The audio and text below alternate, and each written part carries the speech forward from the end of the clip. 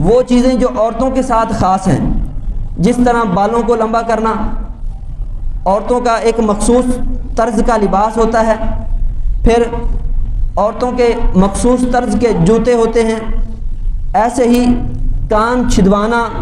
یا ناک چھدوانا یہ عورتوں کا طرز عمل ہے، یہ عورتوں کی چال چلن ہے، یہ ان کا طرز ہے۔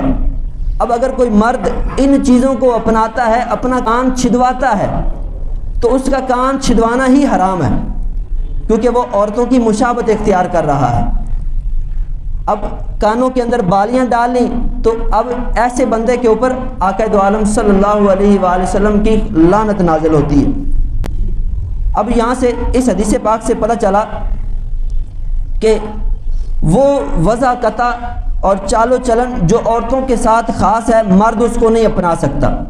اور جو چال چلن جو وضع قطع مردوں کے ساتھ خاص ہے وہ عورتیں نہیں اپنا سکتی۔ یہ شریعت کا دو ٹوک موقف ہے۔ اب ہم نے دیکھنا ہے کہ ہمارے ماتحت جو افراد ہیں، ہماری جو اولاد ہے یا ہماری مائیں بہنیں ہیں، ان کا چال چلن مردوں جیسا ہے یا عورتوں جیسا ہے۔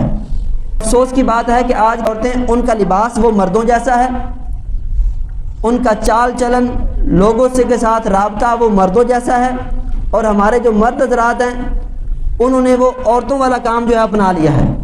عورتوں کی طرح بڑے بڑے بال رکھے ہوئے ہیں، عورتوں کی طرح ہاتھوں میں انگوٹھیاں ڈالی ہوئی ہیں، عورتوں کی طرح انہوں نے کان چھدوا کر اس میں بالیاں ڈالی ہوئی ہیں، نہیں تو ٹوپس تو لازمی ڈالے ہوئے ہیں۔ کئی ایسے لوگوں کو آپ بھی دیکھتے ہوں گے، ہاتھوں میں کڑے ڈالے ہوئے ہیں، بالوں پہ ہیئر بین انہوں نے وہ ڈالے ہوئے ہیں۔ یہ ساری چیزیں مرد کے لیے جائز نہیں ہیں،